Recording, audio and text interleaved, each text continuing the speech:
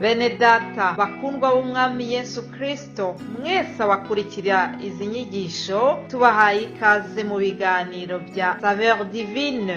Ibi biganiro mu bitegurirwa n'abavuga butumwa bwiza batandukanye, akaba ari umuhamagaro ugendera ku ijambo ry'Imana byanditse mu gitabo cy'ubutumwa bwiza uko bwanditswe na Matayo ibice 24 umurongo wa 14. Kandi ubutumwa bwiza bw'ubwami buzigishwa mu isi yose ngo bube ubuhamya bwo guhamiriza amahanga yose, nibwo imperuka izahera ko ize. Ibi biganiro mu bikurikira ku channel ya YouTube yitwa SAVEUR divine. Tubifurije kugubwa neza. Imana Data ari nayo So ibaho umugisha.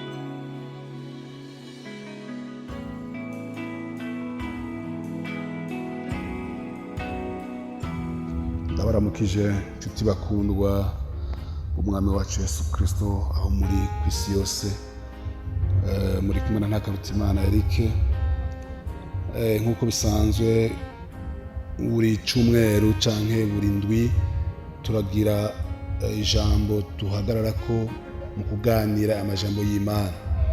Rero duhagaze ku ijambo rivuga ngo Yesu niwe nzira n'ukuri n'ubugingo, nta ushika kwa data atari wamujanye.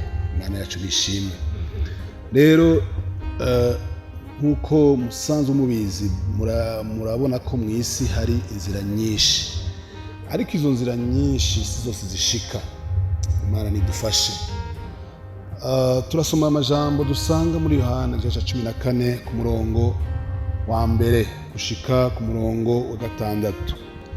Avuga ngo ntimuhagarike imitima yanyu, mwizere Imana nanje munyizere. Muhira kwa data hari amazu menshi, yaba atariho ndabibabwiye ko ngiye kubategurira hanyu, kandi ko ngiye kubategurira hanyu nzogaruka kubajana iwanje, ngo aho ndi namwe abariho muba. Kandi yonja murazi inzira ijayo. Toma aramubaza ati mugenzi, ntituzi iyuja, dushobora dute kumenya inzira? Yesu aramubwira ati ni jewe nzira n'ukuri n'ubugingo, nta ushika kuri data ntamujanye. Imana yacu nishimwe. Haleluya. Aba bantu barabigishwa ba Yesu nibo bari kumwe n'abwiye amajambo, bagendanye igihe kirekire, imyaka ishika 3, bari kumwe babona ibitangaza n'ibitangaro akora. Aba bagabo bahamagawe bavuye mu bibanza bitandukanye, bari bafise ubuzi butandukanye bakora muri ico gihe, barabusiga bakurikira umwami Yesu. Rero muri iyi myaka bamaranye, Yesu atangura kubabwira amajambo akomeye cyane, ababwira yuko agira atahe kwa data, agira asubire mu ijuru iyo yaje ava. Hanyuma benshi batangura guhagarika imitima, baragira ati uyu muntu twagendanye igihe kirekire, twaramubonye ko ari umuntu adasanzwe, twarabonye ko ari umwami n'umukiza, twarabonye ko Yesu Kristo ari umuntu adasanzwe, ko hari abantu bazutse babona, hari abari bimuga bahamugurutse baragenda abantu babibona, hari abantu bari bafise ubugwayi butandukanye. Yesu Kristo yavuga ijambo rimwe bagahaguruka bakagenda, baravuga bati nguyu Mesiya. Haleluya. Mu vyanditswe bari bazi ko Mesiya azoza. Rero muri bo bari bazi ko Mesiya niyo azazoza kwima ingoma, akaganza igihugu ca Israel, akaganza ubwoko bw'Imana, akabakura ko agacinyizo n'ubukoroni bwari kuri bo, batwagwa tuntu n'ubuja n'abanyamahanga b'Abaroma.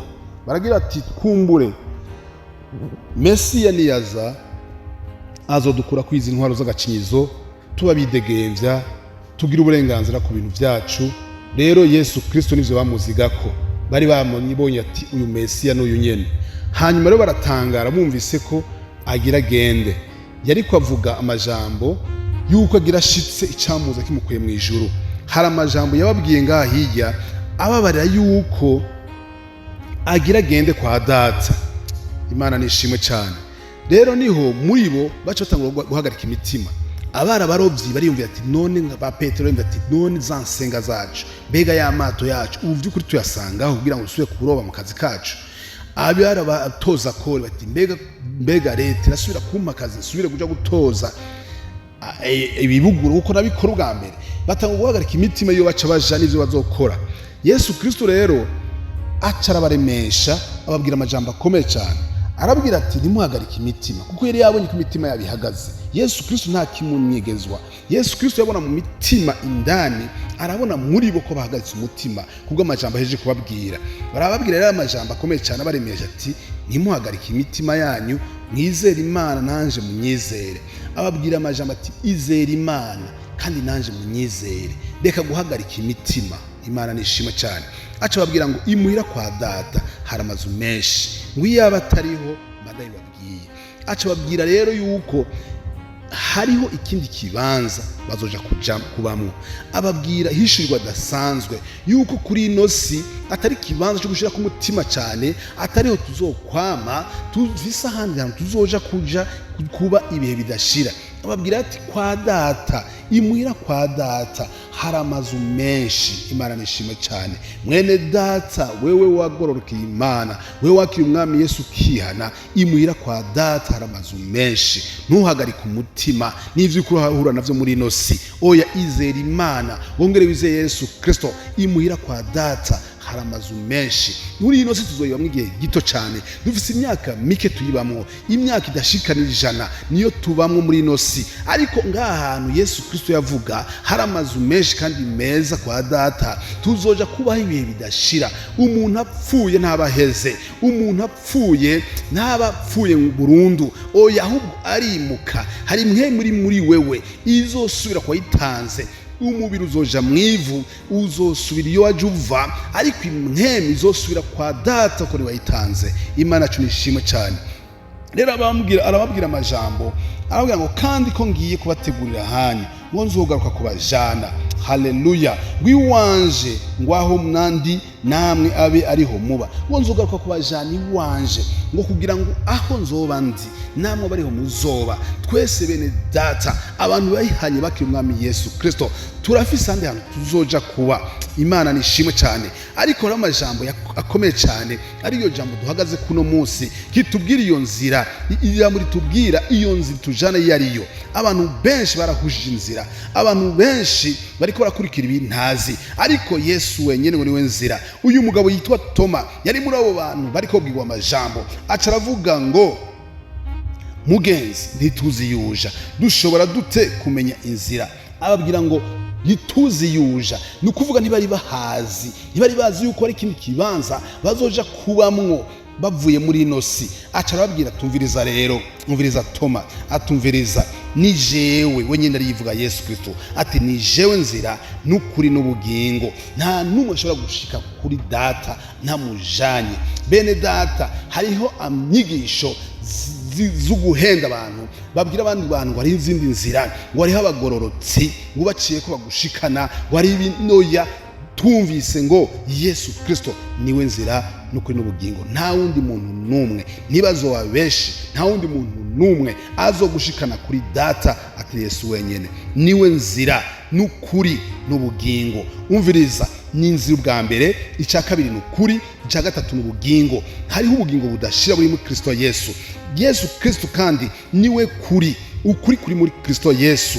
Imana nishimwe cyane. Ndaguhamagara mwene data kwakira uwo mwami. Nimba utaramwakira uyu munsi w'icitwa umunsi ucumva aya majambo, fata iyo nzira nyene, nta yindi nzira, ni Yesu Kristo wenyene niwe azogushikana mu ijuru. Kandi iryo juru tuzorebamwo ibihe bidashira, nta ngwara, nta marira, nta mibabaro, nta bukene. Oya, byose biri muri Kristo Yesu. Uwakiriye Yesu Kristo aba aronse inzira, uwakiriye Yesu Kristo aba aronse ubugingo. Imana nishimwe cyane.